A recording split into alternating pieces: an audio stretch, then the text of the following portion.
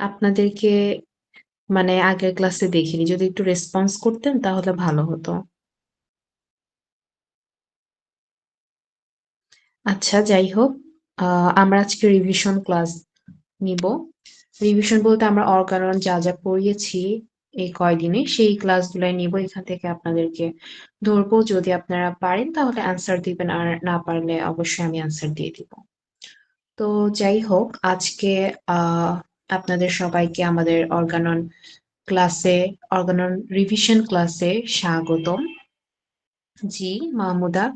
আচ্ছা ঠিক আছে, ধন্যবাদ আপনাকে।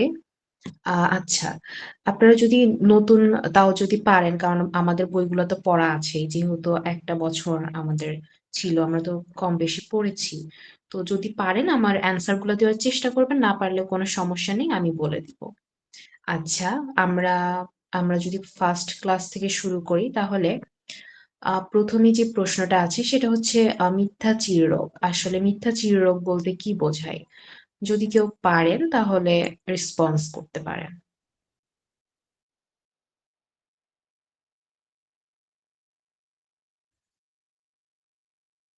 আচ্ছা, ঠিক আছে, আমি বলে দিচ্ছি। আ মূলত আ মিথ্যা চিররোগ হচ্ছে, যদি আমি বলি, মিথ্যা চিররোগ হচ্ছে যেটা হচ্ছে মানুষের অনিয়ম, তারপর অস্বাভাবিক জীবনযাপন, এর ফলে যে রোগটা সৃষ্টি হয় সেটাকেই মিথ্যা চিররোগ বলে। যদি আমি বলি যে হচ্ছে রাত জাগা, ধূমপান করা, মাদক সেবন করা, এই ধরনের যদি আমরা অনিয়ম বা বদঅভ্যাসগুলো প্রতিনিয়ত করতে থাকি তাহলে কিন্তু আমাদের শরীরে বিভিন্ন ধরনের রোগ দেখা দেয়। আর এই রোগগুলাই হচ্ছে মিথ্যা চিররোগ, যেগুলো আমাদের বদঅভ্যাসজনিত কারণে হয়ে থাকে। যদি এটাকে আমি সুন্দরভাবে সংজ্ঞা আকারে লিখতে যাই তাহলে এভাবে লিখতে পারি। প্রকৃত চির জি। হ্যাঁ, ধন্যবাদ আপনাকে। অসংখ্য ধন্যবাদ। আচ্ছা, তো এটাই মূলত হচ্ছে মিথ্যা চিররোগ। আমরা যদি এটাকে সংজ্ঞা আকারে লিখতে যাই, তাহলে এভাবে লিখতে পারি যে, প্রকৃত চিররোগ বীজ দেহের মধ্যে সুপ্ত অবস্থায় না থেকে আ না থেকে তবে উন্নত জীবনযাপন করলে এবং মানসিক ও দৈহিক স্বাভাবিক ভারসাম্য বজায় থাকলে উক্ত রোগ দূরীভূত হয়ে যায়। ঠিক আছে? অনিয়ম, বিভিন্ন অনাচার, মদ্যপান বা মানসিক অশান্তি এই সকল পরিপোষক কারণ দূর করে মিথ্যা চিররোগ আরোগ্য করা সম্ভব হয়। আশা করি আপনারা বুঝতে পেরেছেন মিথ্যা চিররোগটা কি। যেহেতু আমাদের রিভিশন ক্লাস, আমরা হচ্ছে আ কোয়েশ্চেন গুলা ধরছি। তো মাহমুদা খাতুন, আপনাকে ধন্যবাদ আপনার অ্যান্সার এর জন্য। তো আমরা ২য় প্রশ্নটা যদি বলি যে সর্বাপেক্ষা দুরারোগ্য ব্যাধি বলতে কি বোঝায়, হ্যাঁ? এটা কি বলতে পারবেন? যে পারবেন না একটু রেসপন্স করবেন। সর্বাপেক্ষা দুরারোগ্য ব্যাধি বলতে কি বোঝায়? আচ্ছা। আমি বলি তাহলে, সর্বাপেক্ষা দুরারোগ্য ব্যাধি হচ্ছে যেই আ মানে আ অ্যালোপ্যাথিক চিকিৎসা বলতে পারেন। অ্যালোপ্যাথিক কথা বাদ দিন। যেসব প্যাথির মাধ্যমে মানে আমাদের রোগগুলা মানে আমরা সদৃশ বিধান অনুযায়ী চিকিৎসা না করে, হ্যাঁ? এসব কৃত্রিম জিনিস বা ঔষধ, বিভিন্ন ধরনের হাই পাওয়ার ঔষধ দ্বারা যেই রোগগুলা আমাদের শরীরে সৃষ্টি হয়, সেইসব রোগের কারণে কিন্তু এই রোগগুলা কিন্তু দূরীভূত হতে অনেক দেরি হয়। যদি আমি বলি, যেমন আমি যদি অ্যালোপ্যাথিক অ্যান্টিবায়োটিক দীর্ঘদিন ধরে খাই, তাহলে কিন্তু দেখা যাবে একসময় সেটার ইফেক্টটা আমার ভেতরের কোনো অর্গানে ইফেক্ট ফেলবে। দেন আমার দেখা যেতে পারে কিডনি নষ্ট হয়ে যেতে পারে বা হার্টের ভালভ নষ্ট হয়ে যেতে পারে বা আমার ফুসফুসে প্রবলেম দেখা দিতে পারে। এরকম বিভিন্ন ধরনের প্রবলেম দেখা দিতে পারে। তো এই প্রবলেম গুলাই মূলত হচ্ছে দুরারোগ্য ব্যাধি, যা পরবর্তীতে সারানো খুবই কষ্ট হয়ে যায়। এখন এটাকে যদি আমরা সুন্দরভাবে এক্সপ্লেইন করি বা সুন্দরভাবে লিখি পরীক্ষার খাতায়, তাহলে এভাবেও লিখতে পারি যে অ্যালোপ্যাথি চিকিৎসা পদ্ধতিতে নানা প্রকার উগ্র ও সাংঘাতিক ক্রিয়া সম্পন্ন ঔষধ যেভাবে ইচ্ছা প্রয়োগের ফলে জীবনী শক্তির স্বাভাবিক ক্ষমতা নষ্ট হয়ে যে ঔষধ সৃষ্ট স্থায়ী বা মারাত্মক ব্যাধি সৃষ্টি হয় তাকেই সর্বাপেক্ষা দুরারোগ্য ব্যাধি বলে। যদি আমরা এর কয়েকটা আম কি বলে উদাহরণ দেই, সেটা হচ্ছে ক্যান্সার হতে পারে, কোষ্ঠকাঠিন্য হতে পারে, এরকম বিভিন্ন ধরনের। আচ্ছা, তো আমরা ২য় নাম্বার প্রশ্নটা আশা করি বুঝতে পেরেছি। এখন আরেকটা প্রশ্ন, সেটা হচ্ছে রোগের পরিপোষক কারণ কাকে বলে? পরিপোষক কারণ বলতে কি বোঝায়? এটা কেউ বলতে পারবেন? পারলে একটু রেসপন্স করবেন। জি ম্যাম, পারবো। জি, বলেন। পরিবেশ কারণ যে আপনার হচ্ছে যে বংশগত না, মূল কারণের বাহিরে যেটা উত্তেজক কারণ সেটা পরিপোষক কারণ না?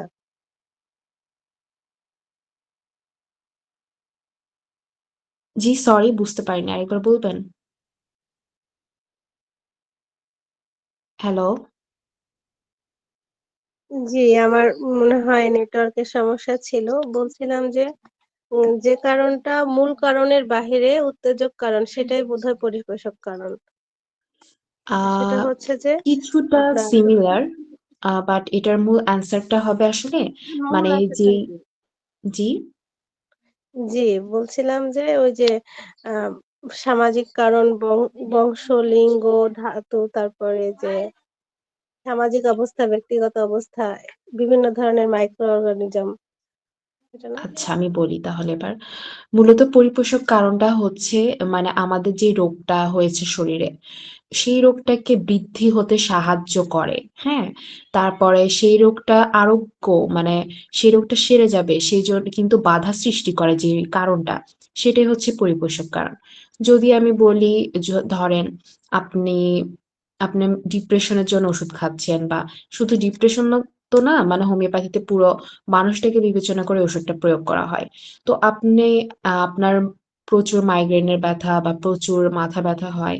হ্যাঁ, বিভিন্ন চিন্তার কারণে এখন আপনার বাসায় যদি প্রতিনিয়ত ঝগড়াঝাটি হতেই থাকে, প্রতিনিয়ত যদি আপনি মানসিক অশান্তির মধ্যে থাকেন, তখন কিন্তু দেখা যাবে যে আপনার রোগটা আরো বেড়ে যাবে।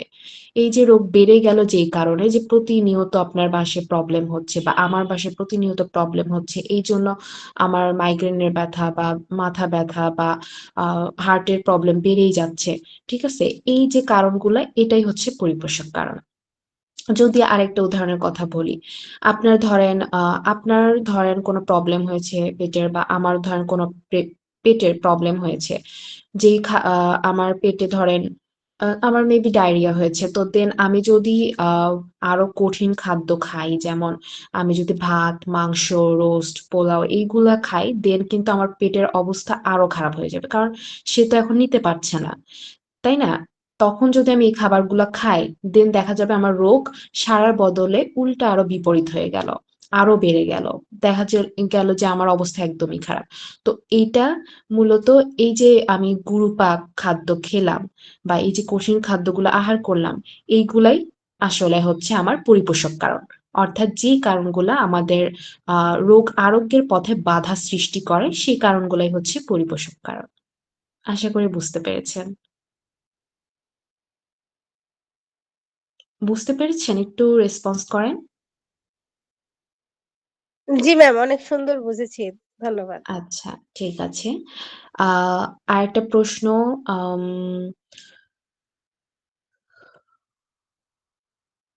আরেকটা প্রশ্ন যদি করি তাহলে হচ্ছে চিররোগ বলতে কি বোঝেন? আর অচিররোগ বলতে আসলে কি বোঝেন? যদি এই ২ টা একটু ডিফারেন্স করে বলতেন। এটা অনেক ইজি। আমাদের কিন্তু ফার্স্ট ইয়ার না সেকেন্ড ইয়ারেও মেবি ছিল এই প্রশ্নটা। চিররোগ জি? হচ্ছে পুরাতন রোগ আর অচিররোগ হচ্ছে নতুন রোগ। একুইড আর ক্রনিক ডিজিজ। আর যেটা হচ্ছে সুপ্ত থাকে, লক্ষণ কম প্রকাশ করে, এগুলো হয়তো চিররোগ। আর অচিররোগ হচ্ছে সাময়িক যে রোগটা হয়। আচ্ছা, ধন্যবাদ আপনাকে। আ অনেকটা সিমিলার আরেকটু সাজিয়ে বলা আরেকটু সুন্দর হতো। যেমন যদি এক কথায় আমরা চিররোগ বলি তাহলে সেটা হচ্ছে আমাদের মায়াজম, হ্যাঁ? মায়াজম থেকে যে রোগটা সৃষ্টি হয় বা আমাদের বংশগতভাবে জেনেটিক ভাবে যে রোগগুলা আসে, এইগুলাই হচ্ছে চিররোগ। এইগুলা মূলত এটার বৈশিষ্ট্য কি? এটা অনেক দীর্ঘদিন যাবৎ ধরে আ হয় বা ছোট থেকেই দেখা যাচ্ছে তার মধ্যে রয়েছে এই জিনিসটা। হ্যাঁ? এটা আপনার মানে মৃত্যুর সাথে, সাথে এই চিররোগটা বিদায় হয়। আবার অনেকের দেখা যায় এই রোগটা বাড়তে, বাড়তে একসময় মৃত্যুও হয়ে যেতে পারে কিন্তু অনেক দেরিতে সেটা। ঠিক আছে?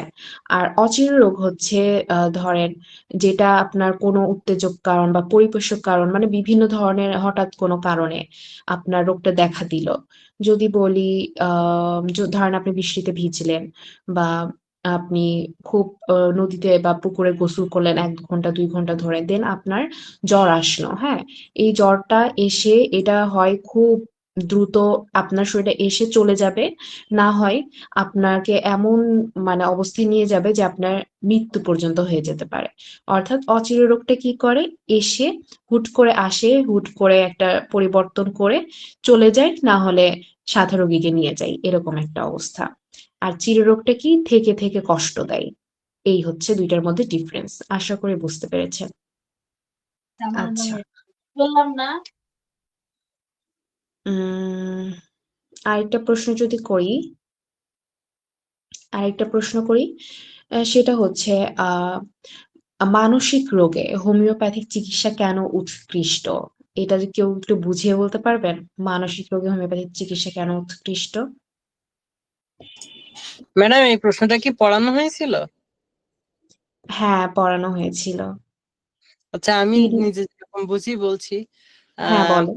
যেহেতু হোমিওপ্যাথিতে আমরা শুধুমাত্র শুধুমাত্র শারীরিক লক্ষণগুলোর উপরেই চিকিৎসা করি না, সেখানে আমরা সম্পূর্ণ ব্যক্তিটাকে, সেখানে মানসিক শারীরিক যত সমস্যা আছে, দুশ্চিন্তা, অবসাদ, নির্ঘুমতা ইত্যাদি সবগুলো একসাথে নিয়ে চিকিৎসা করি। সেহেতু দেখা যায় যে ঔষধ প্রুভিং এর সময়ও আমরা সেখানে অনেকগুলো মেন্টাল স্টেট বা সিমটম পাই।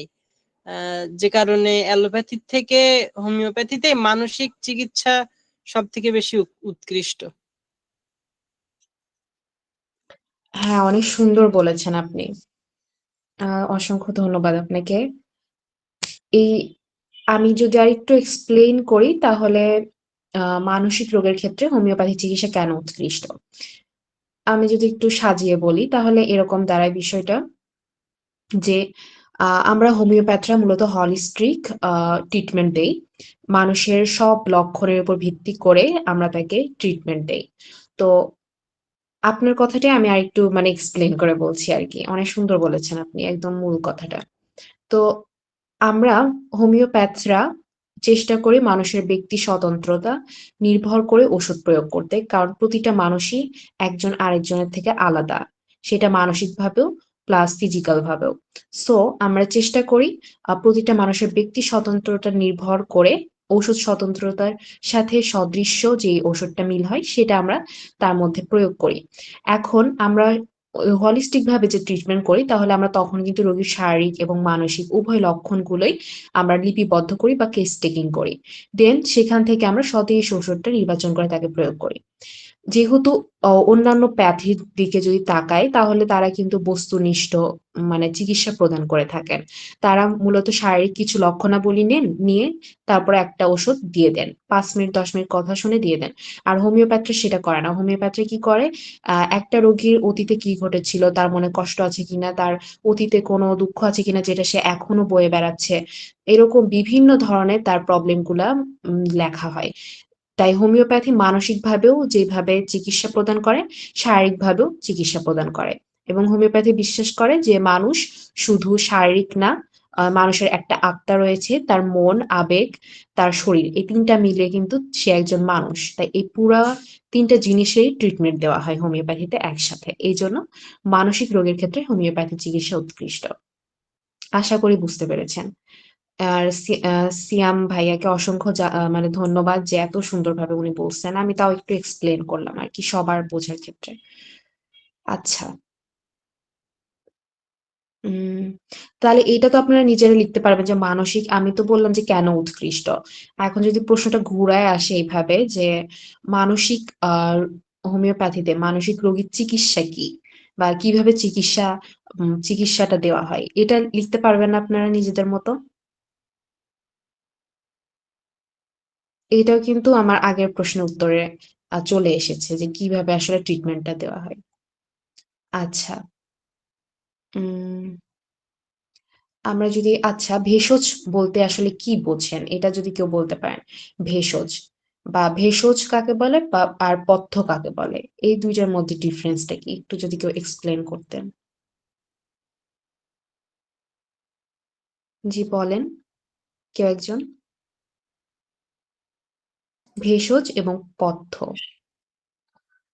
ভেষজ হচ্ছে মূলত এমন আহ, এক ধরনের উপাদান যেগুলো হচ্ছে ঔষধি গুণসম্পন্ন, যার মধ্যে রোগ সৃষ্টি করার ক্ষমতা আছে এবং সেটাকে আহ কমানো বাড়ানোর ক্ষমতা আছে আর কি, এক কথায় ঔষধ, সেগুলোকে আমরা ভেষজ বলি।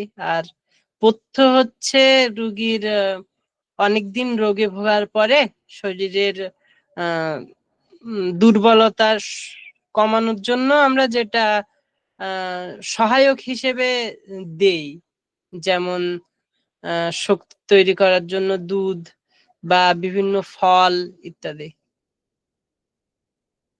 জি, ধন্যবাদ। অনেক সুন্দর বলেছেন। আমি আরেকটু বলে দেই। ভেষজ বলতে আসলে মূলত আমরা এক কথায় যদি বলি, ভেষজ হচ্ছে হোমিওপ্যাথিক ঔষধ তৈরির কাঁচামাল। হ্যাঁ?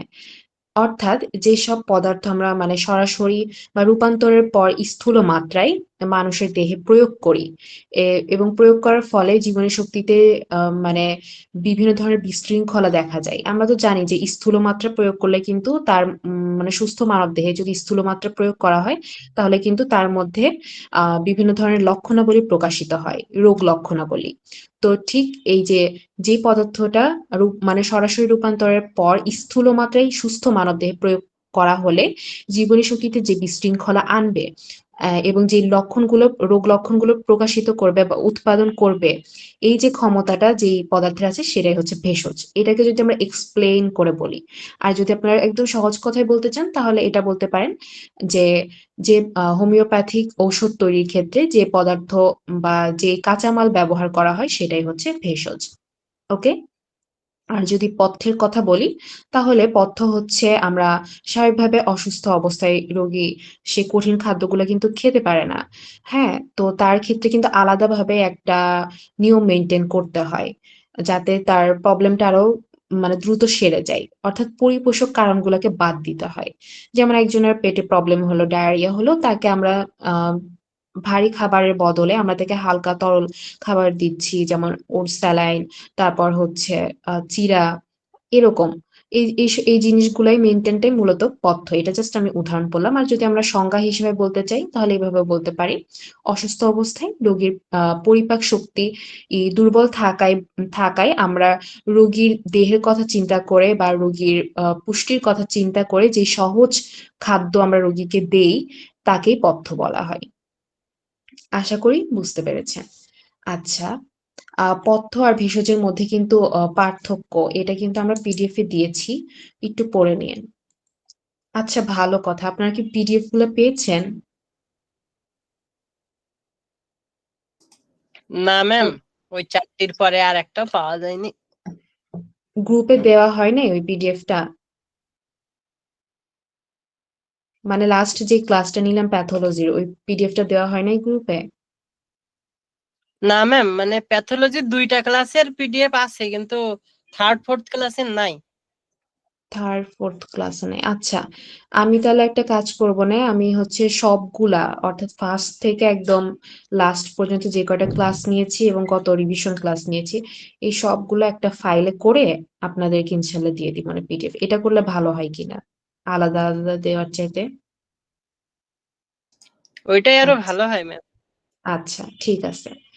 আচ্ছা, তাহলে আমরা পড়ায় ফিরে আসি। আহ ঔষধজ ব্যাধি বলতে কেউ বলবেন কি বোঝায় ঔষধজ ব্যাধি? প্রশ্নের মধ্যেই কিন্তু অ্যান্সার বলে দিচ্ছে। অ্যালোপ্যাথি ঔষধ বেশি খাওয়ার কারণে বা অনেকদিন ধরে খাওয়ার কারণে যে রোগ আমাদের শরীরে তৈরি হয় সেটা হচ্ছে ঔষধজ ব্যাধি। আচ্ছা, আমি বলি। হ্যাঁ, আপনি ঠিক ভালোই বলেছেন। কিন্তু এখানে মূলত স্পেসিফিক ভাবে অ্যালোপ্যাথিকে মেনশন করার দরকার নেই। আমরা এভাবে বলতে পারি, যেহেতু ঔষধজ ব্যাধি আমরা কিন্তু হোমিওপ্যাথিক ঔষধ দ্বারাও কিন্তু ঔষধজ ব্যাধি ক্রিয়েট হয়। এটা কি জানেন কিনা? যদি আপনি বিষ সদৃশ ঔষধ প্রয়োগ করেন, যে মানুষটার শরীরে ওই লক্ষণগুলো মিলেই না ওষুধের সাথে, কিন্তু আপনি ১-২টা লক্ষণ দেখে ১টা-২টা লক্ষণ দেখে আপনি দিয়ে দিলেন। তখন কিন্তু তার মধ্যে নতুন, নতুন লক্ষণ দেখা দিবে এই ওষুধের। এইজন্য হোমিওপ্যাথি দ্বারাও কিন্তু ওষুধজ ব্যাধি সৃষ্টি হতে পারে। এইজন্য আমরা স্পেসিফিক অ্যালোপ্যাথি বা অন্য কোনো প্যাথির কথা না বলে আমরা এভাবে বলবো, আ যদি কোনো রোগীতে অসঙ্গত বা অতিরিক্ত ভুলভাল ঔষধ, বিসদৃশ ভুলভাল ঔষধ প্রয়োগ করা হয়, তখন কিন্তু রোগীর শরীরে ওই ঔষধের যে ক্রিয়া, সেটার প্রভাবে নতুন একটা কৃত্রিম উপসর্গ বা কৃত্রিম লক্ষণসমূহ দেখা দেয়। এই যে কৃত্রিম লক্ষণগুলো, এইগুলাই হচ্ছে ঔষধজ ব্যাধি। আশা করি বুঝতে পেরেছেন।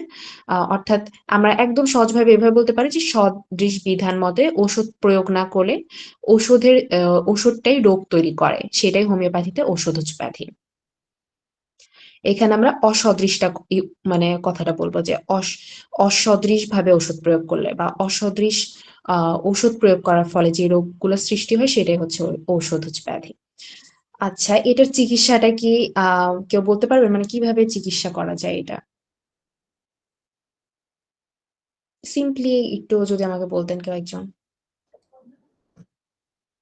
যদি আমরা লক্ষণ গুলোর মিলিয়ে সদৃশ ঔষধ নির্বাচন করব, যদি খুব অল্প কথাই বলে। আচ্ছা, হ্যাঁ, এটা আমরা করব। কিন্তু তার আগে আমাদেরকে কিছু আম জিনিস মেইনটেইন করতে হবে। সেটা হচ্ছে, ১ম এ আমাদেরকে এটা করতে হবে যে, এই যে তার মধ্যে যে বিভিন্ন ধরনের রোগগুলো বাসা বেঁধে আছে, বিভিন্ন ধরনের উল্টাপাল্টা হাবিজাবি ওষুধ খেয়ে, অসদৃশ ওষুধগুলো খেয়ে তার মধ্যে যে বিভিন্ন ধরনের কৃত্রিম রোগগুলো সৃষ্টি হয়ে আছে, এইগুলোকে ১ম এ আমাকে দূর করতে হবে।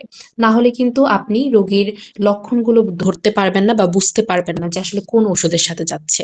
কারণ তার শরীরে তো বিভিন্ন ধরনের মানে ঔষধের লক্ষণগুলা প্রকাশিত আছে, তাই না?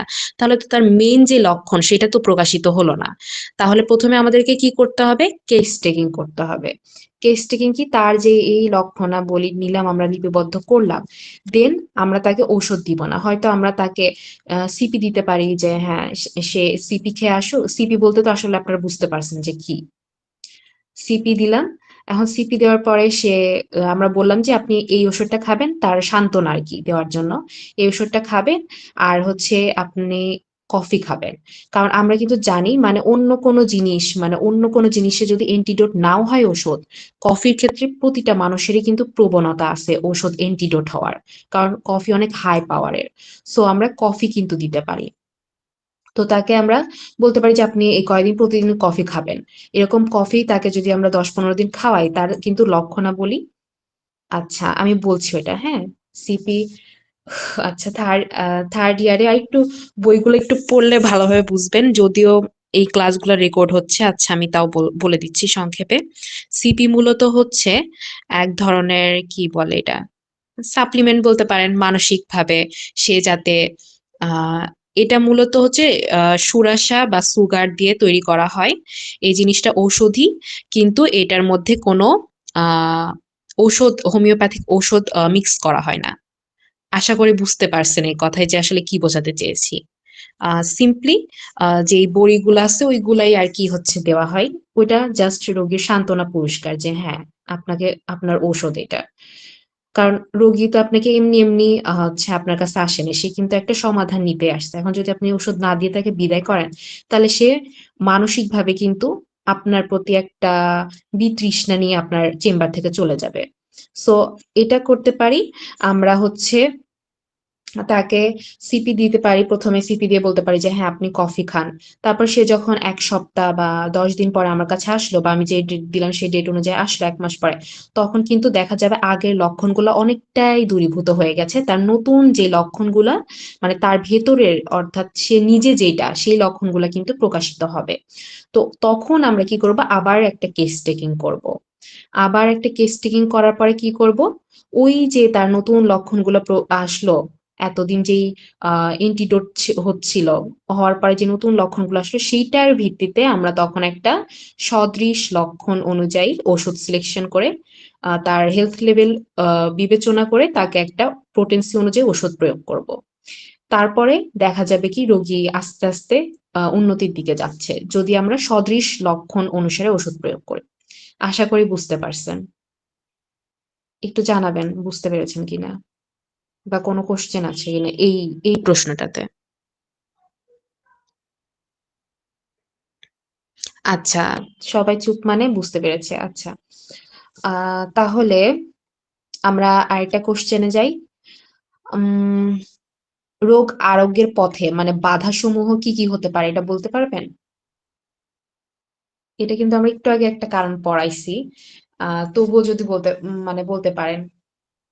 এটা একদম সিম্পল। নিজে একটু চিন্তা করে করে বললে হয়ে যাবে। ম্যাম এটা হচ্ছে যে আমি যেই হুম। ভেষজটা দিয়েছি সেটা যদি খাবার হিসেবে গ্রহণ করি তাহলে আরোগ্য পথে বাধা হয়। বিষয়টা বুঝলাম না। মানে ভেষজটা দিয়েছি। সেটা মানে যদি যে আমি ভেষজটা ওষুধ হিসেবে দিয়েছি মানে রোগীকে সেইটা যদি সে খাবার হিসেবে নেয়, যেমন এলিএমসিপা দেওয়ার কারণে যদি সে পেঁয়াজ খায়, মানে ওই রোগী যদি পেঁয়াজ খায় তাহলে, অথবা থুজার কারণে যদি চা কফি খায়, এরকম না? না, না। আচ্ছা আমি বলি। এইটা না আসসালামু আমি বলি। আলাইকুম জি, জি ম্যাডাম, একটু বলেন। বলতে হ্যাঁ, হ্যাঁ চাচ্ছিলাম বলেন। ম্যাডাম, একটু ধারণা হ্যাঁ আমি বলেন। আমি আমি একটু ব্যক্ত করি, যেটা ম্যাডাম অর্গানো নেওয়া বা যেটা অর্গান প্রক্রিয়া বা অন্যান্য লক্ষণ এবং ওষুধ প্রয়োগের বিষয় থেকে যে জিনিসটা আমরা আমরা অনেকখানি পেয়েছি অনেক জায়গাতে, সেটা হলো ম্যাডাম যে আসলে আমি ঔষধ।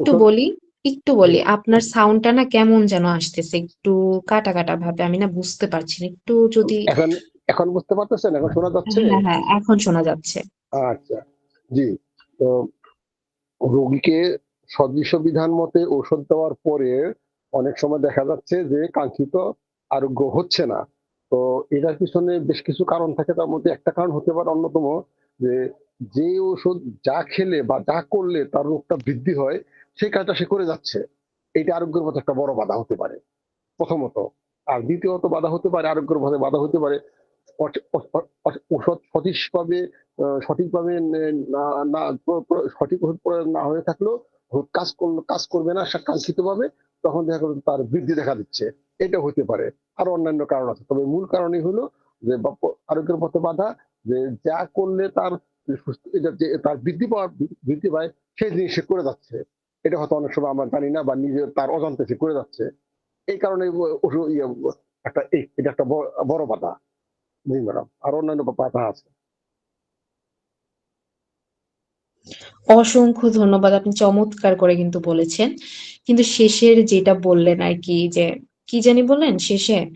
আ মেবি হচ্ছে ঔষধ ভুল আরকি দেওয়া না হলে তখন না না বলছিলাম যে সদৃশ মতে যদি না হয় ঔষধ, তাহলে হুম। রোগের অন্তরায় হিসেবে কাজ করে সেখানে। হ্যাঁ, হ্যাঁ ওইটাও ঠিক আছে। মূলত আপনি যে ১ম টা বললেন যে আরোগ্যের পথে বাধার মধ্যে ওইটা ১ম একটা কারণ যে তার যেই জিনিসগুলাতে প্রবলেম ক্রিয়েট হয় সেই জিনিসগুলা করলে তার রোগে বাধার সৃষ্টি হয়। এই জিনিসটা অনেক সুন্দর বলেছেন। আসলে এইটাই কিন্তু আমি ঐদিন ক্লাসে আরকি বলেছিলাম যে আপনার যে জিনিসটাতে প্রবলেম হয়, এই যে আপু একটু আগে বলল যে এলিয়াম সিপা খেলে যদি পেঁয়াজ খায় তাহলে হয়তো তার ওষুধটা রিঅ্যাকশন নষ্ট হয়ে যাবে বা কাজ করবে না। এটা কিন্তু ভুল ধারণা। মূলত আপনার যদি পেঁয়াজে কোনো সংবেদনশীলতা না থাকে, আপনি ধরেন পেঁয়াজ কাটতে বসেছেন, আপনার পেঁয়াজে কোনো কিছুই হচ্ছে না। পেঁয়াজে আপনার মাথা ঘুরছে না, পেঁয়াজে গন্ধে আপনি ঘরে টিকতে পারছেন না। এরকম যদি না হয়, অর্থাৎ আপনার পেঁয়াজের প্রতি কোনো অনুভূতি নাই বা কোনো সংবেদনশীলতাই নাই, তাহলে কিন্তু আপনাকে এলিয়াম সিপাই দিয়ে আর যাই দিয়ে কোনো কিছুই মানে পেঁয়াজের কোনো প্রবলেম হবে না আপনার। এখন কথা হচ্ছে এটা ডিপেন্ড করে যে আমরা ব্যক্তি স্বতন্ত্র কেন আলাদা আলাদা ওষুধ প্রয়োগ করি। তো এইখানে আমাদের হচ্ছে ব্যক্তি স্বতন্ত্রতা নির্ভর করে যে কোন কার কিসে প্রবলেম। আপনার যদি মিষ্টি কুমড়াতে প্রবলেম হয় পেটে, আমার কিন্তু হচ্ছে না, তাহলে আপনার থেকে আমি ডিফারেন্স। এখন আপনার যদি পেঁয়াজে প্রবলেম হয় আমার হচ্ছে না, এরকম বিভিন্ন ধরনের এক একজনের ক্ষেত্রে এক একটা হতে পারে। আমি যেমন প্রতিনিয়ত ৫ বার চা খাই বা আরো বেশিও খাই, কারণ চা আমার ভালো লাগে, বাট চাতে কিন্তু আমার ওষুধটা এন্টিডোট হচ্ছে না বা ওষুধটার ক্রিয়া নষ্ট করছে না। এখন আপনার একবার চা খেলে অবস্থা খারাপ হয়ে যায়। আপনার একবার চা খেলে রাতে ঘুম আসে না। আমি তো ঘুমানোর আগেও চা খাই। আমার তো কিছু হয় না। তাহলে এখানে ডিপেন্ড করে মানুষ ভেদে যে কার কোনটাতে প্রবলেম হচ্ছে। আপনি যদি সবাইকে দেখা যায় কি অ্যালোপ্যাথরা বিশেষ করে এই কাজটা করে, তারা সবাইকে একই জিনিস, এই রোগটা হয়েছে, আপনি গরুর গোশ খাবেন না, আপনি হাঁসের মাংস খাবেন না, আপনি ইলিশ মাছ খাবেন না, এরকম সবাইকে গণহারে লিখে যায়। কিন্তু আমরা হোমিওপ্যাথরা সেটা করতে পারি না, অযৌক্তিক এটা। কারণ আমরা প্রতিটা মানুষ তো এক না, প্রতিটা মানুষ আলাদা। তো আপনাকে আমি এলিয়াম সিপা দিলেও পেঁয়াজ আপনি খেতে পারবেন, এটাতে প্রবলেম নাই, যদি আপনার সমস্যা না হয় পেঁয়াজে। আশা করি বুঝতে পারছেন। আর মূল যে প্রশ্নটা আমরা ছিলাম যে রোগ আরোগ্যের পথে বাধা, এখানে যে আহ উনি আর কি বললেন, আমার নামটা ঠিক দেখা যাচ্ছে না, তো উনি আর কি বললেন যে এগুলা, ওইটাই আসলে মূল কারণ। এটা অস্বাস্থ্যকর জীবনযাপন হতে পারে, আপনার মানসিক চাপ, ওই যে আমরা পরিপোষক কারণ পড়লাম না একটু আগে, ওই পরিপোষক কারণও হতে পারে। যে আপনার কোনো একটা রোগ বৃদ্ধি পাচ্ছে, এই যে আমি মানসিক চাপের কথা যদি বলি, যে প্রতিনিয়ত আমার বাসায় যদি প্রবলেম হয়, প্রতিনিয়ত যদি আমার বাসায় বিভিন্ন ধরনের টর্চারিং হয়, যেগুলোতে আমার রোগ আরো বৃদ্ধি হবে, তো সেই পরিবেশ যতদিন না যাবে ততদিন আমার রোগগুলো সারতে পারবে না, মানে রোগ বেড়েই যাবে আপনি যতই ওষুধ খান। আশা করি এই রোগ আরোগ্যের পথে বাধা সমূহ বুঝতে পেরেছেন। আর আমি পিডিএফ দিলে তো আরো ভালো হবে আপনাদের জন্য, একবার করে পড়ে নিবেন আপনারা নিজেরাই। মানে আপনারা কি করবেন, পরীক্ষার হলে পরীক্ষার আগের দিন এত টেনশন নেওয়া লাগবে না, জাস্ট মূল কনসেপ্ট যেটা, মূল কনসেপ্টটা কি, এই প্রশ্নটা আগে প্রশ্নটা পড়বেন, পড়ে ভালো করে বুঝবেন যে আসলে প্রশ্নে কি বলতে চাচ্ছি, কারণ প্রশ্নের মধ্যেই কিন্তু 50% উত্তর দেওয়া থাকে। এই জন্য চেষ্টা করবেন প্রশ্নগুলো ভালোভাবে পড়ে এটার মূল অ্যান্সারটা কি, এক কথায় উত্তরটা কি হতে পারে সেইটা চিন্তা করে এবার আপনি ডিসক্রাইব করেন। প্রথম মূল অ্যান্সারটা লিখলেন, দেন ওইটাকে ডিসক্রাইব করেন নিজের মতো করে। তখন কিন্তু ফ্রি হ্যান্ডে লিখতে পারবেন, নাম্বারও ভালো পাবেন। তো আশা করি বুঝতে পারছেন এই প্রশ্নটা। আচ্ছা, উম আপনাদেরকে আরেকটা প্রশ্ন করি, সেটা হচ্ছে হোমিওপ্যাথিক চিকিৎসকের তৃতীয় কর্তব্য কি? এটা কি কারোর মনে আছে? আমি পড়িয়েছিলাম, কিন্তু একটু মনে করে বলেন তো কেউ। ম্যাম আমি তো ক্লাস করি নাই, তবে একটু মনে আছে, সেটা হচ্ছে যে ভেষজের বা ঔষধের যে কার্যাবলী, সেটা সম্পর্কে সঠিকভাবে জ্ঞান রাখাটা হচ্ছে আহ উম চিকিৎসকের তৃতীয় প্রতিপাদ্য বিষয়। আর আরেকটু ব্যাখ্যা করলে বলা যায় যে ওষুধের সুস্থ দেহে পরীক্ষা করলে যেসব লক্ষণ প্রকাশ হবে বা রোগীকে সঠিকভাবে দেওয়া যাবে সেই সম্পর্কে জ্ঞান থাকা।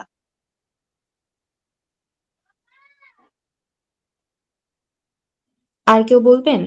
ওই যে সিয়াম জি আশা ম্যাডাম। নাকি? জি জি বলেন, জি আপনি বলেন, হ্যাঁ।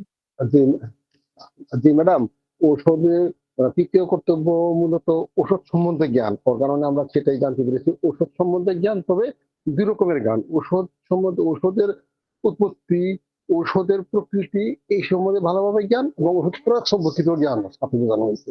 মূলত এটা তৃতীয় কর্তব্য, যতটুকু স্যার ম্যাডাম জানতে পেরেছি। অসংখ্য ধন্যবাদ, আপনাদের দুজনেরটাই হয়েছে। মূলত ঔষধ সম্পর্কে জ্ঞান, হ্যাঁ, এই যে তারপর আপনি যে ডিসক্রাইবটা করলেন এটাও, হ্যাঁ।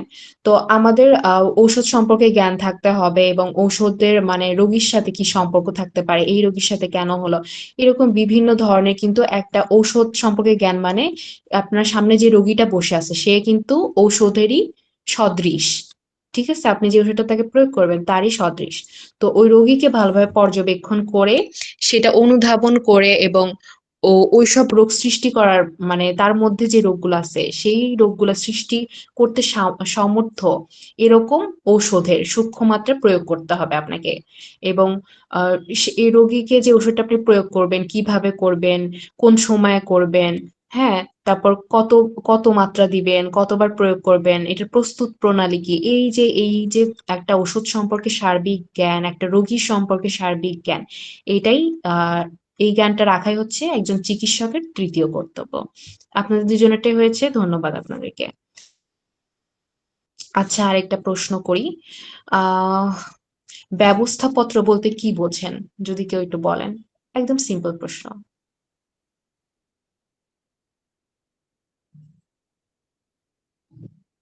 ব্যবস্থাপত্র কেউ একজন বলেন।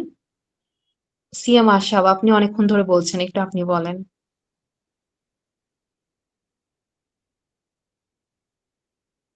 আচ্ছা, উনি মনে হয় একটু বাইরে আছে, যাই হোক। কেউ পারবেন বলতে ব্যবস্থাপত্র বলতে কি বোঝায়? ম্যাডাম, ব্যবস্থাপত্র মূলত আমরা রোগীলিপি, পূর্ণাঙ্গ একটা রোগীলিপি প্রণয়ন করি।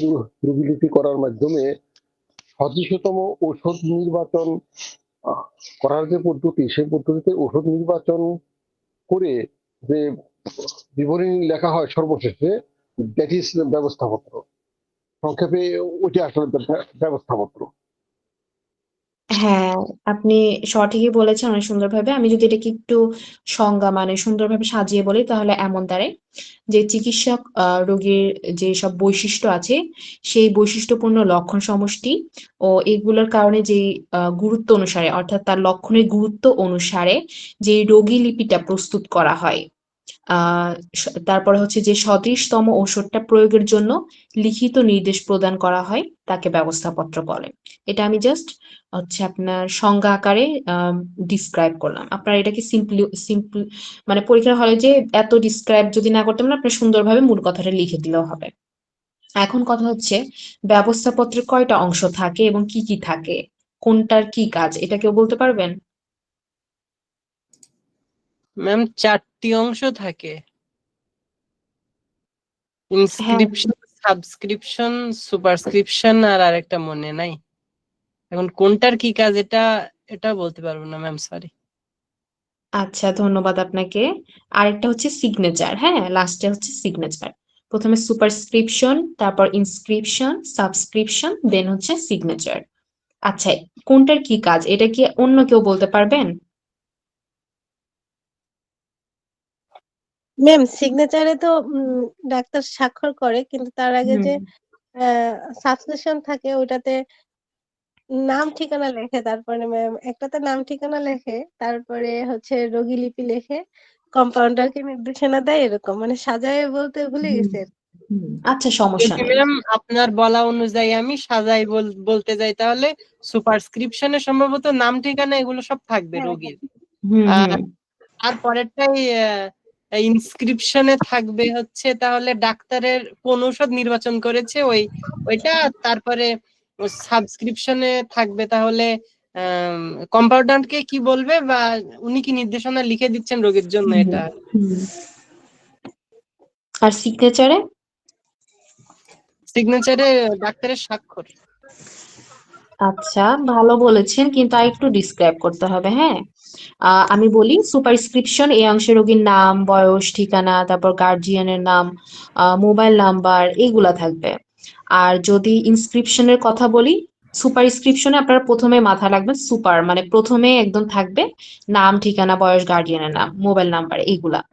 আর ইনস্ক্রিপশন কি? ইনস্ক্রিপশনটা হচ্ছে মানে মোস্ট ইম্পর্টেন্ট। ইনস্ক্রিপশনে রোগীর যাবতীয় তথ্য থাকবে, অর্থাৎ তার রোগের যেই লক্ষণের যে যে সদৃশ্যতম ঔষধ এইগুলার নাম থাকবে। অর্থাৎ রোগীর জেনেটিক্যালি কি কি রোগ ছিল, তার দাদা, নানা, বাবার কি রোগ ছিল, তার অতীতে কি কি ঘটনা ঘটেছিল, তার অতীতের কোনো স্মৃতি এখনো মনে পড়ে কিনা, তার কোনো দুঃখ পেয়েছিল কিনা, কোনো অ্যাক্সিডেন্ট হয়েছিল কিনা, তার বংশে কোনো বড় বড় রোগ আছে কিনা, এরকম যাবতীয় যত তথ্য সেইগুলা থাকবে। তারপর রোগীর বর্তমানে কি কি প্রবলেম বেশি হচ্ছে, রোগীর আহ রোগীর যদি বলি তার কি কি পছন্দ, কি অপছন্দ, কিসে ভালো লাগে, কিসে ভালো লাগে না, এরকম বিভিন্ন ধরনের যত রোগী সম্পর্কে তথ্য সব থাকবে ইনস্ক্রিপশনে। মানে ইনস্ক্রিপশনটা হচ্ছে মূল, এখানে থাকবে।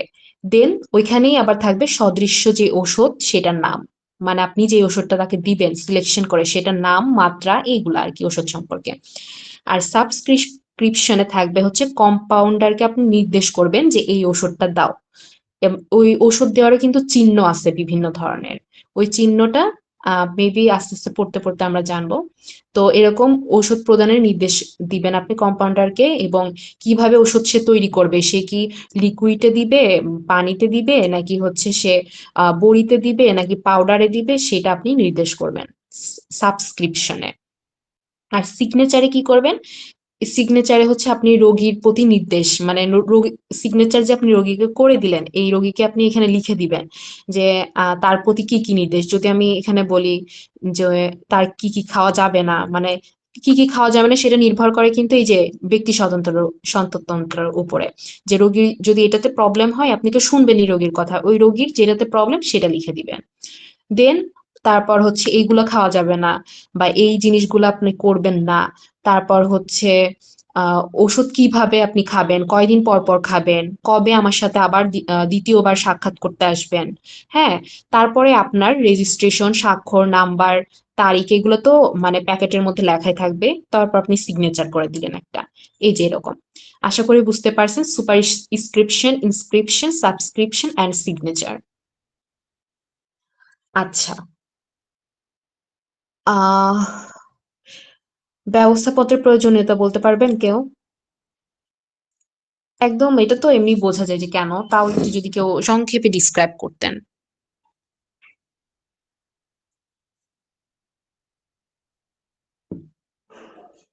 আচ্ছা, সবাই চুপ, তাহলে আমাকে বলতে হবে, ওকে। ব্যবস্থাপত্রের প্রয়োজনীয়তা যদি আমি বলি তাহলে কিন্তু ব্যবস্থাপত্র প্রতিটা মানুষের ক্ষেত্রে প্রয়োজন। কারণ আপনি একটা মানুষকে তার মুখের কথা শুনে কিন্তু কখনোই ওষুধ প্রয়োগ করতে পারবেন না। আর যারা করে তারা নীতি বিরুদ্ধ কাজ করে। তো এটা কিন্তু কখনোই পসিবল না যে আমি আপনার মুখের কথা শুনে আপনার সবকিছু বিবেচনা করে একটা সদৃশ লক্ষণতম ঔষধ আপনাকে দিয়ে দিলাম এত এত ঔষধের মধ্যে থেকে।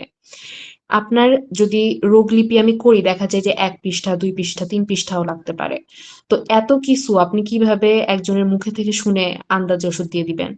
আপনার কোথায় কি ভুল হচ্ছে? পরবর্তীতে যদি রোগী আপনার কাছে আসে, তার যদি কোনো কিছু বলতে ভুলে যায়, তখন সেটা কিভাবে যোগ করবেন? যদি আপনি রোগীলিপি না করেন। তারপরে যদি বলি, আপনি তার এই যে এত হিস্টোরি, এত কিছু আপনার কাছে দিনে অনেকগুলা রোগী আসবে। আপনি কার্ডটা কিভাবে মনে রাখবেন যে তার এই হয়েছিল, তার সেই হয়েছিল? আপনি খাতা খুললেই যাতে বুঝতে পারেন যে, ও আচ্ছা এই রোগীতে আমি এই ওষুধ দিয়েছিলাম। কেন দিয়েছিলাম? তখন আপনার মাথায় চলে আসবে এই জন্য দিয়েছিলাম। এখন তার কি করা দরকার? ওষুধটা কি থামানো দরকার নাকি দেওয়া দরকার? তার আগের থেকে উন্নতিটা কি? অবনতিটা কি?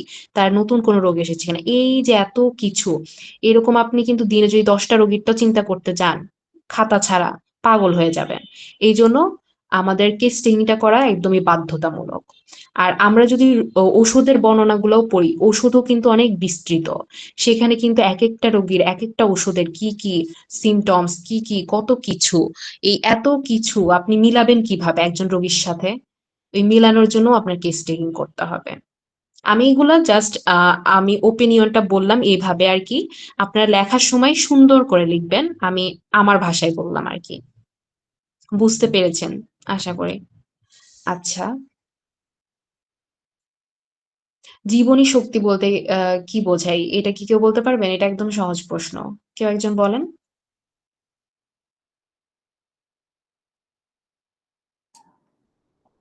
একটা জীবিত মানুষকে চালানোর জন্য যে অন্তর্নিহিত শক্তিটা থাকে, ডাইনামিক ফোর্সটা থাকে, সেটাকে আমরা জীবনী শক্তি বা ভাইটাল ফোর্স বলি। সে কিভাবে ভাববে, সে কিভাবে কাজ করবে, কোনো সিচুয়েশনে সে কিভাবে রিয়াক্ট করবে ইত্যাদি যাবতীয় শারীরিক কাজ। ভিতরের কাজগুলো কিভাবে হবে, পরিপাক, তারপরে হচ্ছে নিঃশ্বাস, ভাবনা, চিন্তা ইত্যাদি সবকিছু এক কথায় একটা জীবিত বা একটা জীবকে চালানোর জন্য যে ক্ষমতা তার ভিতরে আছে, যে শক্তি আছে, সেটাকে আমরা জীবনী শক্তি বলি বা ভাইটাল ফোর্স বলি। আচ্ছা, সুন্দর বলেছেন। এটাই ডিসক্রাইব হয়ে গেছে। হ্যাঁ, ভালোই বলেছেন। আপনি মানে মূল থিমটাই বলেছেন। বাট এক কথায় যদি আপনি বলেন মানে সংজ্ঞা আকারে যদি লিখতে চান খাতায় তাহলে এইভাবে লিখতে পারেন যে অদৃশ্য শক্তি, মানে যে অদৃশ্য শক্তি মানব শরীরে স্বাধীনভাবে থাকে, তারপর মানব দেহকে সচল রাখে, তারপর মানব দেহের যাবতীয় কাজ বা কার্যাবলী সুষ্ঠুভাবে সম্পাদন করে বা সম্পাদন করতে নিয়োজিত থাকে, ওই শক্তিকেই জীবনী শক্তি বলে। অর্থাৎ মানব শরীরে স্বাধীন যেই শক্তি থাকে, মানব শরীরকে সচল রাখে, সেই শক্তি হচ্ছে জীবনী শক্তি। তারপরে এই যে আপনি যে বিশ্লেষণগুলো এইভাবে ডিসক্রাইব করতে পারেন, কোনো সমস্যা নেই। কিন্তু প্রথমে মূল কথাটা একবার লিখে দিবেন খাতায়। তাহলে দেখা যায় কি, মানে যে খাতাটা দেখছে সে কিন্তু বুঝতে পারবে আপনার ওই লেখাটা দেখে যে আপনি জানেন কিনা। হ্যাঁ, তো আপনারটা ভালো হয়েছে মাশাআল্লাহ। আচ্ছা। উম ঔষধ বলতে কি বোঝায় এটা বলতে পারবেন? আর অমোঘ ঔষধ। অমোঘ ঔষধ আর ঔষধ বলতে কি বোঝায়? কেউ একটু বলতে পারবেন?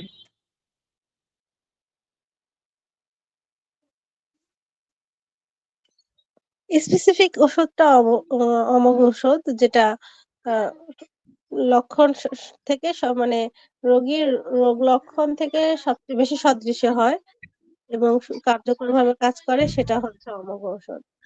আর হুম। হচ্ছে এমনি ঔষধ হইলো এমন মানে শক্তিকৃত ভেষজ, যেটা রোগ উৎপাদনের ক্ষমতা রাখে এবং রোগকে দূর করতে পারে, সুস্থ দেহে রোগ উৎপাদন করতে পারে এবং অসুস্থ দেহে রোগ সুস্থ করতে পারে, আরোগ্য করতে পারে। আচ্ছা, অনেক অনেক ধন্যবাদ। আপনার এই যে অমোঘ ঔষধটা যে বলছেন না, এটা একদম মানে ঠিক বলছেন। একদম মূল কথাটা বলছেন। আর ঔষধ যেটা এটাও হয়েছে, এটা মানে এটার মূল কথা হবে যে আহ মূলত ঔষধ বলতে আমরা কি বলছি, যেটা ফার্মাকোপিয়া থেকে তৈরি হয় না, একটা নির্দিষ্ট প্রসেসের মাধ্যমে, একটা নির্দিষ্ট প্রক্রিয়ায় ফার্মাকোপিয়ার নিয়ম অনুযায়ী যে ভেষজ পদার্থ থেকে আহ যেই ভেষজ পদার্থ থেকে প্রস্তুতকৃত পদার্থ তৈরি হয় চিকিৎসকের ব্যবস্থাপত্র অনুসারে, তাকে ঔষধ বলে। বা রোগীর রোগ আরোগ্য করার যে রোগ আরোগ্য করার বা রোগ প্রতিরোধ করার সক্ষমতা যে ভেষজের মধ্যে থাকে, সেটাই হচ্ছে ঔষধ। অর্থাৎ আমরা এইভাবে বলতে পারি এক কথায় যে ফার্মাকোপিয়ার নির্দিষ্ট প্রক্রিয়া অনুযায়ী ভেষজ পদার্থ থেকে প্রস্তুতকৃত পদার্থই হচ্ছে ঔষধ, যা রোগীকে আরোগ্য করতে সাহায্য করে। আচ্ছা, ধন্যবাদ। আর অমুক ওষুধ তো আপনি বললেনই, ওইটাই হবে যে স্পেসিফিক, মানে প্রতিটা ওষুধেরই তো লক্ষণ থাকে, তাই না? কিন্তু এই ওষুধগুলাতে স্পেসিফিক লক্ষণ থাকে, যেগুলো আর অন্য কোনো ঔষধের সাথে মিলবে না। আমরা কিন্তু দেখি যে একেকটা ওষুধের সাথে একেকটা ওষুধের অনেকটা মিল আছে, অনেক লক্ষণে মিল আছে। কিন্তু এই অমুক ঔষধ হচ্ছে সেইগুলা যেগুলোর স্পেসিফিক কিছু আম স্পেসিফিক কিছু লক্ষণ থাকে, যেগুলো আর অন্য কোনো ঔষধের সাথে মিলবে না। যদি আমি একটা উদাহরণ দেই, আঘাতে আঘাতে কালশিটা যদি পড়ে যায়, তখন কিন্তু আর্নিকা। আর্নিকা না দিলে আপনি অন্য আঘাতের যত ওষুধই দেন, হয়তো একটু উপশম হবে, বাট পুরোপুরিভাবে ডিপলি ভেতর থেকে যাবে না। কালশিটা পড়লেই আর্নিকা আঘাতে। তারপরে দেখা যায় পালসিটিলা, ওইটার কি অনুভূতি হয় যে মেরুদণ্ড বেয়ে ঠান্ডা পানি গড়িয়ে পড়ছে, এমন অনুভূতি হয় কিন্তু পালসিটিলার। ঠিক আছে? এই যেটা অন্য কোনো ওষুধে আর কোনো রোগীর ক্ষেত্রে এরকম হয় না। এরকম যে স্পেসিফিক লক্ষণ আছে যে ওষুধে, সেটাই হচ্ছে সে রোগীর জন্য অমুক ঔষধ বা স্পেসিফিক ওষুধ। আচ্ছা, ঠিক আছে। উম অঙ্গদলন আর ম্যাসমেরিজম, এই দুইটার মধ্যে ডিফারেন্স বলতে পারবেন কেউ? এটা কিন্তু বাংলায় লেখা, হ্যাঁ? আপনারা যদি এটা কিন্তু পড়াইছিলাম, যারা ছিলেন ক্লাসে একটু চেষ্টা করেন তো, অঙ্গদলন বলতে কি বোঝায় আর ম্যাসমেরিজম বলতে কি বোঝায়?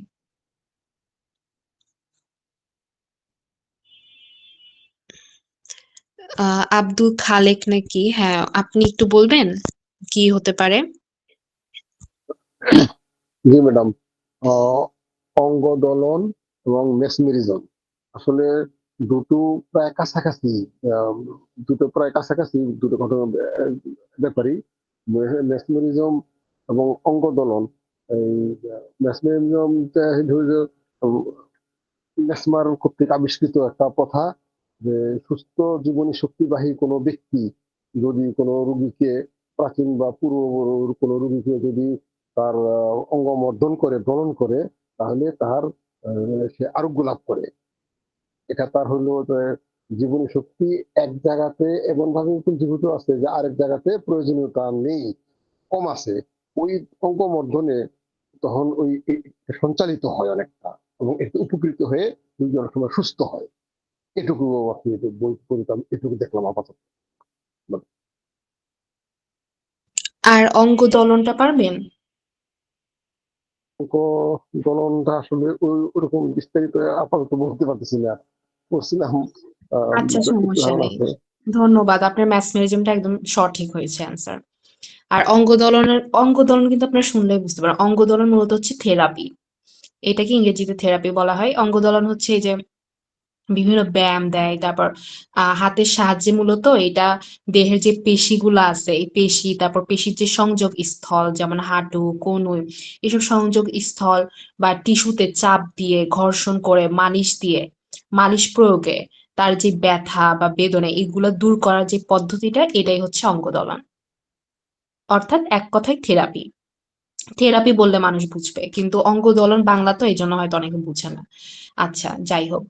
আর ম্যাসমেরিজম আপনি যেটা বলছেন এটা একদমই ঠিক। এটা মূলত হচ্ছে মানুষের এক ধরনের কি বলে এটা, মানসিক বা স্নায়বিক একটা প্রভাব সৃষ্টি করে তার হচ্ছে যেই কি বলে তার হচ্ছে শক্তি বৃদ্ধি। অর্থাৎ একজন সুস্থ ব্যক্তি বা একজন কি মহাপুরুষ যিনি হচ্ছে কোনো রোগ নাই যার মধ্যে কোনো হচ্ছে কি বলে মিথ্যাচার নাই, মানে এক কথায় পাক পবিত্র একজন ব্যক্তি যিনি হচ্ছে জৈব চৌম্বকীয় শক্তির মাধ্যমে তার ভেতরের যে শক্তি আছে সেই শক্তির মাধ্যমে অপরজন অর্থাৎ রোগীকে মানসিকভাবে স্নায়বিকভাবে প্রভাব সৃষ্টি করে তার মধ্যে ম্যাসমেরাইজের মাধ্যমে তার দুঃখ কষ্ট এগুলো দূর করে তাকে সুস্থ বানায় দেয় মানসিকভাবে। এটা হচ্ছে ম্যাসমেরিজম। আচ্ছা, অঙ্গদলন তার ম্যাসমেরিজম পার্থক্য কি আমরা বুঝতে পারছি? পড়লে হয়তো আরো ভালোভাবে জানতে পারবো আমরা। আহ আচ্ছা, উম শল্য চিকিৎসা বা সার্জারি সম্পর্কে ডাক্তার হ্যানিম্যান কি বলেছেন? এটা কেউ বলতে পারবেন?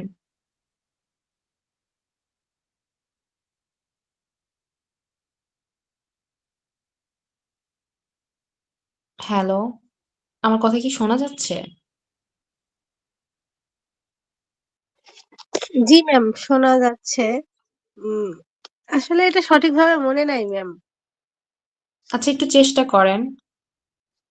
সার্জারি তো হোমিওপ্যাথিতে পছন্দনীয় নয় বা এরকমই তো ধারণা, কিন্তু সঠিক মতামতটা জানা নেই। আচ্ছা, আচ্ছা। আর কেউ বলবেন কিছু? ম্যাডাম, হুম। শল্য চিকিৎসা বলতে মূলত বেসিক্যালি যেটা বইটা আমি ওরকম আমার হোমিও শাস্ত্র এরকম ভাবে হয়তো আমি ওরকম ভাবে পাইনি। স্যার, আচ্ছা, একটু স্বাভাবিকভাবে বলি, স্বাভাবিক আপনার ম্যাডাম সাউন্ডে না স্বাভাবিক। আরেকটু প্রবলেম হচ্ছে, হ্যাঁ? এখন এখন এখন বুঝতে পারছেন ম্যাডাম? এখন হ্যাঁ, শুনতেছেন? এখন শোনা যাচ্ছে, এখন শোনা আচ্ছা ম্যাডাম, যাচ্ছে। শল্য চিকিৎসা বলতে বেসিক্যালি আমরা বুঝি এই যে অপারেশন সংক্রান্ত, অস্ত্রোপচার সংক্রান্ত যে চিকিৎসা বা যে প্রয়োগটা, এটাকে আমরা শল্য চিকিৎসা বুঝি বেসিক্যালি। এটা আমার ধারণা ম্যাডাম। হ্যাঁ, ঠিক বলেছেন। আচ্ছা, আমাদের এই সার্জারি নিয়ে অনেক ভুল ধারণা আছে, হ্যাঁ? আমরা মনে করি যে সার্জারি হচ্ছে অ্যালোপ্যাথিতে। আসলে বিষয়টা এমন না। সার্জারি পুরাটাই একটা আলাদা ডিপার্টমেন্ট, যেটা সব প্যাথিতেই কাজে লাগে। সার্জারি কখন কাজে লাগে? যদি হোমিওপ্যাথির কথা বলি, হোমিওপ্যাথি কেন সার্জারি পছন্দ করবে না? প্রয়োজন হলে সব জায়গায় সার্জারি দরকার। যদি আমি বলি, এখন আপনাকে ধরেন মেবি একজন কেউ বিষ খেয়ে সুইসাইড করতে চেয়েছে। আপনি কি চাইলেই তাকে ওষুধ দিয়ে বিষ বের করে ফেলতে পারবেন? এটা কিন্তু কখনোই পসিবল না। তাহলে আপনাকে কি করতে হবে? আপনি যতক্ষণে বিষ বের করবেন ততক্ষণে সে মরে যাবে।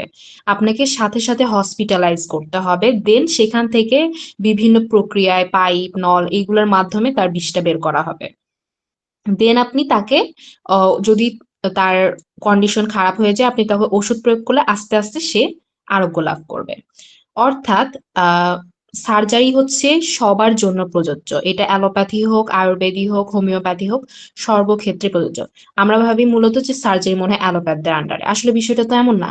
কারণ আমাদের হোমিওপ্যাথদেরকে সুযোগ দেওয়া হয় না। আমাদের হাসপাতালগুলোও এমন না যে সরকারি থেকে কিন্তু আজ পর্যন্ত একটা হোমিওপ্যাথিক হাসপাতাল দেয় নাই ভিআইপি বা সরকারিভাবে। সেই হাসপাতালে সার্জারির ব্যবস্থাও কিন্তু করা হয় নাই কোনো জায়গায়। তাহলে আমরা তো হোমিওপ্যাথরা এটা স্বাভাবিকভাবেই ধারণা করব যে হয়তো হোমিওপ্যাথি সার্জারি পছন্দ করে না, এই জন্য আমাদের সার্জারি নাই। আসলে তো বিষয়টা এমন না। অ্যালোপ্যাথদের যত সুযোগ সুবিধা দেওয়া হয় আর কাউকে দেওয়া হয় না ওইভাবে। অ্যালোপ্যাথদের সার্জারির ব্যবস্থা আছে, তাদের বিভিন্ন ধরনের প্রাইভেট হসপিটাল আছে, সেখানে সার্জন যারা আছে তাদেরকে চাকরি দেওয়া হয়। আমরা যদি হোমিওপ্যাথিক হাসপাতাল করতে পারি তাহলে হোমিওপ্যাথদের এখানেও সার্জনদের চাকরি দেওয়া হবে। এখন আমাদের হোমিওপ্যাথি হাসপাতাল নাই দেখে আমরা ভাবি মনে হয় সার্জন মনে হয় হোমিওপ্যাথি পছন্দ করে না। আসলে বিষয়টা মোটেও এমন না। সার্জারি এটা আলাদা একটা ডিপার্টমেন্ট। এই ডিপার্টমেন্টে যে কারোর জন্য প্রযোজ্য। এখন কেউ যদি অ্যাক্সিডেন্ট করলে তার যদি পা ভেঙে যায়, আপনি কি ওষুধ দিয়ে জোড়া লাগাতে পারবেন? হয়তো টাইম লাগবে, অনেক টাইম লাগবে, সময় সাপেক্ষ বিষয়। কিন্তু তাকে দ্রুত একটা চিকিৎসা দেওয়ার জন্য আপনাকে অবশ্যই তাকে হসপিটালাইজ করতে হবে, দেন তার ব্যান্ডেজ করতে হবে, তার হচ্ছে প্লাস্টার করতে হবে।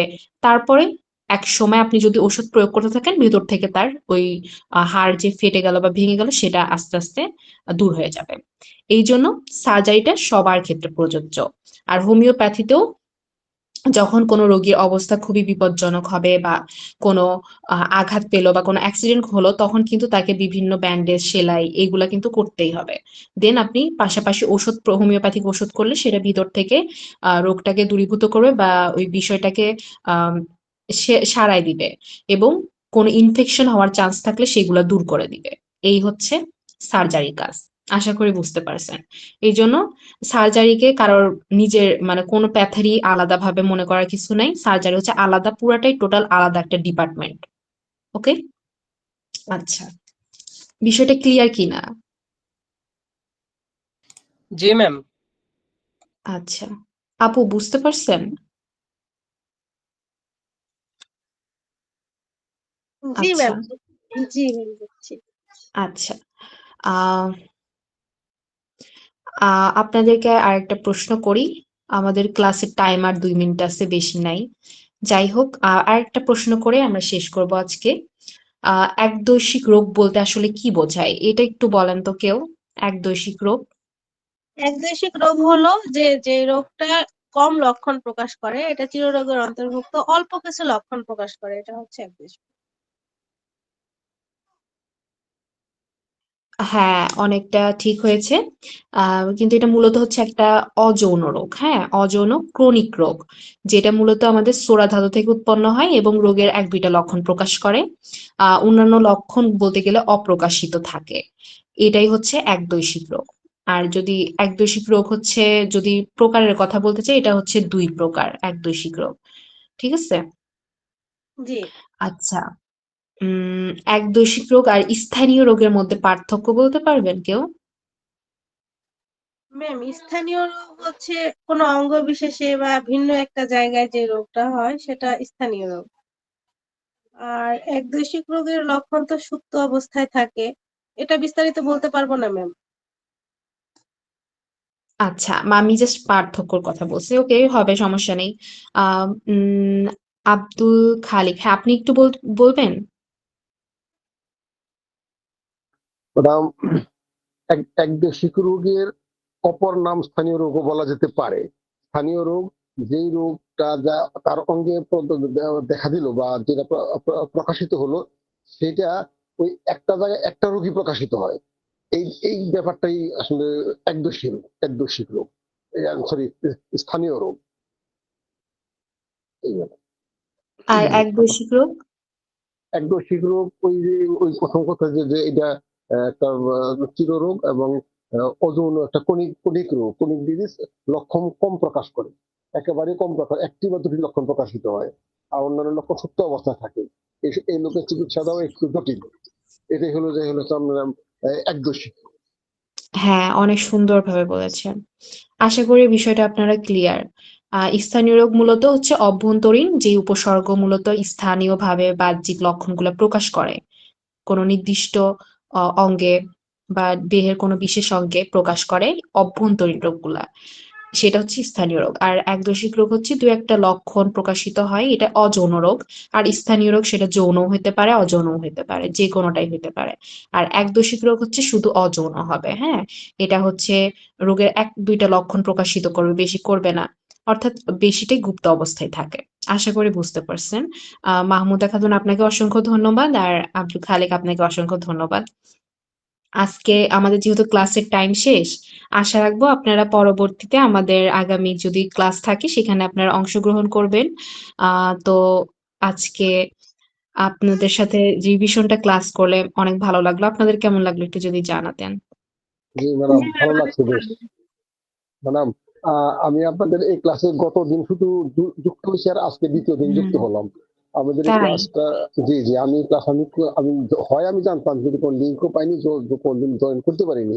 তো থার্ড ইয়ার পরীক্ষা সামনে ম্যাডাম, পরীক্ষার পরে আশা করি আমাদের সাথে থাকবো। এটা ভালো চর্চা, হুম। ভালো জিনিস, খুব ভালো লাগলো। আমরা আচ্ছা, আসলে আপনি আমাদের আমরা গ্রুপে শিখতে চাই। আছেন? হোয়াটসঅ্যাপ গ্রুপে? না, হোয়াটসঅ্যাপ গ্রুপে মনে হয় নেই ম্যাডাম, শুধু এই ক্লাসটার জন্য হুম। আমাকে একদম যুক্ত করে দিচ্ছে, আমি শুধু সেই এই ক্লাসের লিঙ্কটা ও, দিবেন। আপনার এই জন্য নাম্বারটা যদি বলতেন তাহলে আমি যুক্ত করে দিতাম আপনাকে। নাম্বারটা ম্যাডাম বলবো, লিখবেন প্লিজ। জি, জি বলেন। 01731। হোয়াটসঅ্যাপ নাম্বার দিয়েন কিন্তু। জি ম্যাডাম, জি ম্যাডাম, অবশ্যই অবশ্যই, হোয়াটসঅ্যাপ নাম্বারে 731 01731 956 956 017। 017। জি আচ্ছা, ম্যাডাম, 01731 956 017। জি ম্যাডাম, ওকে।